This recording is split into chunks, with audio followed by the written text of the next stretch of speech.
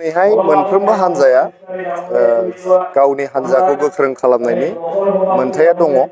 बेखौ बिपिएफआनो जा, बिजेपिआनो जा, इजिपिआनो जा, कंग्रेसआनो जा, इउपिपिएलआनो जा, जोङो गावनि हान्जाखौसो गोख्रों खालामनांगौ। बे एक्टिभिटिया थाद'नो मोना। जोङो बाहाय बिपिएफआबो खालामबाय थादों, इउपिपिएलआबो खालामबाय थादों, बिजेपिआबो खालामबाय थादों, कंग्रेसआबो खालामबाय थादों। मोनफ्रोमबो राजखान्थि हान्जायानो गावनि हान्जाखौ गोख्रों खालामनायनि जे सानफ्रोमबोनि जे हाबाफारि, बे हाबाफारिखौ थाद'होनो नाङा। जायखि हान्जायानो जाया मानो, जोङो गोरोबलायनानै इलेक्सन गेलेहैयोब्लाबो जोंनि हान्जाया गोख्रों जानांगोन, नङा होमबा? जायनिखि हान्जाया जानो बे गोख्रों जानांगोन। नङाबा गोरोबलायनानै गेलेनायनि उनावबो जुदि बिसायख'थिखौ जेननानै थायोब्ला अब्लाथ' बेयो मोजां फिथाइ जानाय नङा। बेनि थाखायनो मोनफ्रोमबो हान्जाहा गावनि हान्जाखौ गोख्रों खालामनो थाखाय हाबाफारि लानायाव, जयनिं हाबाफारि लानायाव बेयाव खुनु बादा थानो मोना। बावहाय बिपिएफ हान्जायाबो बेफोर एक्टिभिटिखौ लाबाय थाथों, जोंनि इउपिपिएल हान्जायाबो बेखौ लाबाय थादों। बेवहाय गुबुन गुबुन हान्जायाबो जिहेतु लाबाय थादों। जों जुदि न'आव जिरायनानै थाबाय थायोबा जोंनि हान्जाफ्रा दुरबल जालांगोन। ओंखायनो जोंनि मोनफ्रोमबो हान्जाया गावनि हान्जाखौ गोख्रों खालामनो थाखाय जयनिं हाबाफारिल' नङा, रायजोनि गेजेराव हाबनानै मेल मिटिं खालामनाय, रायजोनि न'खर न'खर हाबनानै रायजोफोरखौ बुजायनाय बा रायजोफोरनि गोसो देरहानो सेस्था खालामनाय, बेफोर हाबाफारि लानायाव खुनु गाज्रि जागोन होननानै आं साना। जोंनि ज' जालायनायनि सावरायनायावबो बे माबा मोनसे आघात जागोन होननानै आं साना। हान्जायाव बरायनानै लाबाय। जिहेतु आथिखालाव एबा साननैसो सम सिगांनिफ्राय जे बिपिएफ आरो इउपिपिएलआ फैगौ 2024 बिटिसि बिसायख'थियाव जयै गेलेनायनि जे मोनसे प्रग्रेस लाबोदोंमोन, आथिखालाव बे मा थासारियाव दं सार? बिपिएफ आरो इउपिपिएलनि मोननै हान्जानि गेजेराव गोरोबलायनानै बिसायख'थि गेलेनायनि सावरायनाया सोलिबाय थादों। बियो मोनथामसो राउन्ड सावरायनाय जाखांबाय। बे सावरायनाया जोबोद पजिटिभ जादों। मोननैबो हान्जानि दैदेनगिरिफ्रा मोनसे पइन्टखौ माने एग्रि खालामलायदों जे जोंनि बड'लेण्ड ओनसोलनि रायजो राजानि इयुनखौ नायनानै जोंनि बर' माहारिनि थामोनथा, रैखाथि, सिनायथि आरो जौगानायखौ नायनानै मोननैबो हान्जा, बिपिएफ हान्जा, हाग्रामा महिलारि दैदेननाय बिपिएफ हान्जा आरो जोंनि प्रमद बर' सार दैदेननाय इउपिपिएल हान्जा, मोननैबो हान्जाया गोरोबनानै जे बिसायख'थि गेलेनांगौ, बे पइन्टआवहाय जोङो एग्रि जालायलायदों। एग्रि जालायलायनानै बे गोरोबलायनायनि मडेलिटिसफ्रा मा मा जागोन, बेखौ इयुननि सावरायनायाव बेखौ थिग खालामलायनाय जागोन होननानै एग्रि खालामलायनाय जादोंमोन।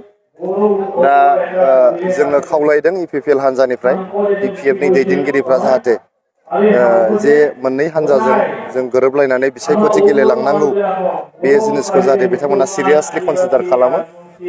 आरो दा जों नुदों साननैसोआव बिथांमोननि माखासे सेकेन्ड लाइन लिडारशिपआ गोबां बाथ्रा बुंनाय, बेफोर बाथ्रा बुंनाया सावरायफुनाय समाव बियो मोनसे बरायथाव बाथ्रा जायाखै बा बियो मोनसे गनायथाव बाथ्रा जायाखै।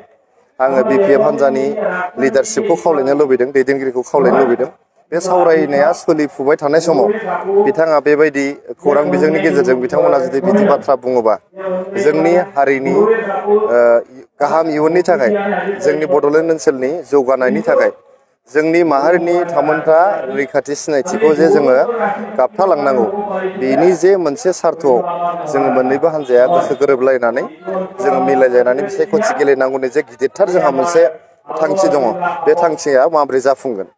ओंखायनो बिथांमोना जेब्ला मिडियायाव बाथ्रा बुंगोन, बिथांमोना जाहाथे एसे हमथानानै बाथ्राफोरखौ बुङो, संजम जानानै बाथ्राखौ बुङो। आरो बिथांमोना जुदि सानदोंबा जे अफिसियेलि बिथांमोना बे सावरायनायखौ जुदि सानबायब्ला जे बिथांमोननि थाखाय माने गनायथाव नङा, बेखौ बिथांमोना फोसावनानै होनांगौ खौरां बिजोङाव जे सावरायनाया बेखिनियावनो जोब्बाय, गथिखे जों इयुनाव आरो सावरायबावनो हानाय नंला होननानै बिथांमोना जुदि अफिसियेलि बुङोबा जोंबो बे जिनिसखौ बजबनानै लागोन। उनाव रायजो राजाफ्रा बिजिरगोन बेखौ जे सोरनि थाखाय सावरायनाया दिनै डिरेल जानो गोनां जाखो।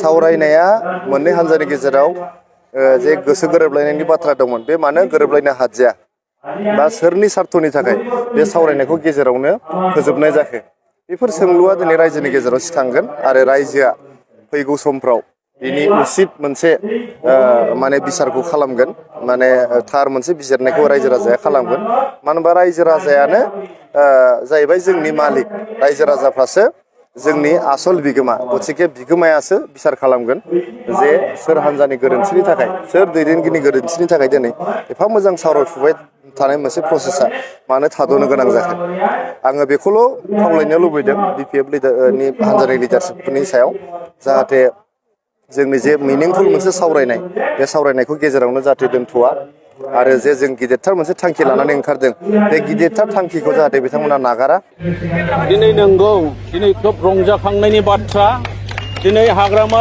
महिलारिनि समस्तिया जोबस्रांनायनि लामायाव दिनै हाग्रामा महिलारिनि पार्टी BPF दोलोआ जोबस्रांबाय होननानै दिनै फोसावनो हाबाय हाग्रामा महिलारिनि समस्तिनि सिङाव थानाय सिम्बोरगाव हालामाव दिनैहाय BPF दोलोनिफ्राय दिनै इउथ BPF नि दैदेनगिरिफोर BPF नि गासै कर्मी भटार्सफोर दिनै जोंनि UPPL दोलोआव जइन जाबाय थांनाय माखासे समनि सिगाङावबो जोंनि UPPL दोलोआव लैहोर जइन जादों दिनै इउथ BPF अफिसाव जइन थाग्रा मानसिफ्रा जोंनाव जइन जाखांबाय आरो दिनैनि दिनावबो माखासे थाबोनाय भटार्सफोर आरो दैदेनगिरिफ्रा दिनैनि दिनाव 190 जन जइन जाबाय खार'ना बेनो दिनै जोंनि प्रमद बर' सारनि दैदेननाय प्रमद बर' सारनि निति आदर्श UPPL दोलोनि खामानि मावनायखौ मोजां मोननानै दिनै सिम्बोरगाव ओनसोलनि रायजो राजाफोर आरो BPF नि भटार्सफोर गासै दैदेनगिरिफ्रा जोंनि UPPL दोलोआव दिनै जगदान जाबाय आरो खावलायबावदों जायफ्रा सासे सानै थाबोबावदों बिथांमोनाबो जोंनि